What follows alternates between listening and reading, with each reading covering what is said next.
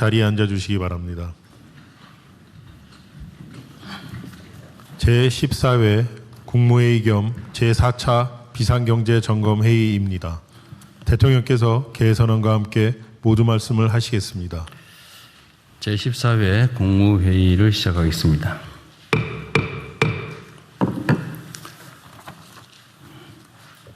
매우 어려운 상황 속에서도 우리 국무위원 여러분의 뛰어난 역할 그리고 우리 국민 여러분의 협조 덕택에 안정적 상태를 잘 유지하고 있습니다. 감사하게 생각합니다. 지난달 수출이 최초로 800억 달러를 돌파했습니다. 올해 1분기 수출액도 분기 기준으로는 처음으로 2천억 불을 넘어섰습니다. 대외 여건이 매우 악화한 상황 속에서도 우리 경제가 강인한 저력을 발휘하고 있습니다. 그러나 중동 전쟁 장기화의 충격이 민생 경제 전반으로 확대되고 있습니다. 당장 종전이 이루어진다 해도 전쟁의 상처는 오랜 기간 지속될 것으로 보여집니다.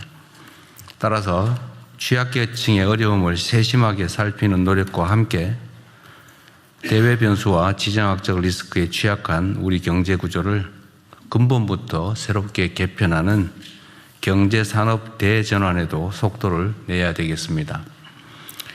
특히 과거 오일 쇼크를 겪고도 여전히 특정 지역에 편중된 에너지 수급처를 다변화해 나가야 합니다. 그리고 화석연료 중심의 산업체계를 과감하게 그리고 신속하게 전환해야 되겠습니다. IMF 외환위기를 IT 강국 도약의 계기로 삼았던 것처럼 이번 중동발 위기를 재생에너지 강국으로 나아가는 기회로 만들어야 되겠습니다. 관계부처는 에너지 수급 다변화와 재생에너지 중심의 에너지 대전환에도 속도를 내야 되겠습니다. 전쟁 추경 심사도 마찬가지입니다. 처리 기간을 줄이는 것만큼 중요한 것이 실제 집행입니다. 추경이 통과되는 즉시 최단 기간에 예산 집행이 효율적으로 이루어질 수 있도록 지금부터라도 사전 준비에 만전을 기해 주시기 바랍니다.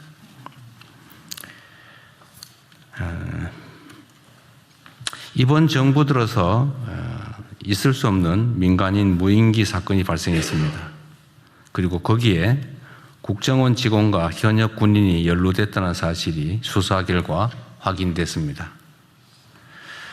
대한민국 헌법과 법률은 개인들의 사전행위, 사적으로 북측에 도발하는 행위를 금지하고 있습니다. 국가 전략상 필요에 따라서 그런 일이 생기는 것도 극도로 신중해야 되는데 개인적으로 이런 대북 도발 행위를 했다는 사실이 매우 안타깝습니다. 과연 누구에게 도움이 될 것인지 잘 생각해 봐야 되겠습니다. 이번 사건으로 누구보다 접경지역 주민 여러분들의 우려가 컸을 것입니다. 깊은 위로 말씀을 드립니다. 그리고 비록 우리 정부의 의도는 아니지만 일부의 무책임하고 무모한 행동으로 불필요한 군사적 긴장이 유발된 데 대해서 북측에 유감의 뜻을 표합니다. 관계부처는 유사 사례가 재발하지 않도록 즉각적인 제도 개선과 함께 당장 집행 가능한 조치를 신속하게 취해 주시기 바랍니다. 세계 각지의 분쟁으로 공동의 규칙과 호혜에 기반한 국제 질서가 크게 흔들리고 있습니다. 이런 시기일수록 한반도의 평화와 안정이 무엇보다 중요하고 또 이를 책임져야 할 주체는 바로 우리 자신들임을 명확하게 인지해야 되겠습니다. 냉혹한 국제 질서 변화를 예의주시하면서 한반도 평화를 위해 보다 책임 있는 행동이 필요한 때입니다. 국회가 개헌안을 발의했습니다. 현행 헌법이 만들어진 지 40년 가까이 지나면서 변화된 사회상을 제대로 반영한 개헌 필요성에 모든 국민들이 공감하고 계십니다. 하지만 그간의 개헌 논의는 여러 정치적, 사회적 이견 때문에 계속 좌초되어 왔습니다. 현재 상황에서 모든 사안을 한꺼번에 해결하자는 것은 결국 같은 실패를 반복하자는 것과 다름없습니다.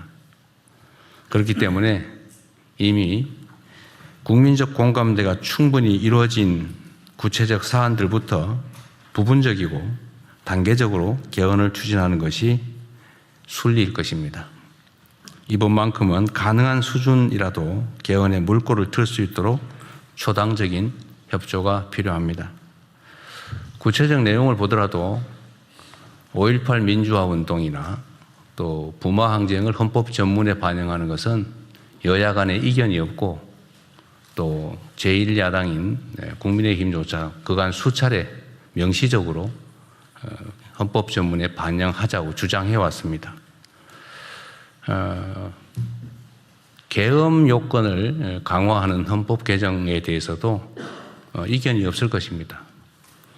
얼마 전에 국민의힘 측에서도 계엄에 대해서 반성의 뜻을 표한 바가 있기 때문에 다시 그러한 국정 문란이 발생하지 않게 하는 것은 역시 이견이 없을 것으로 보여집니다.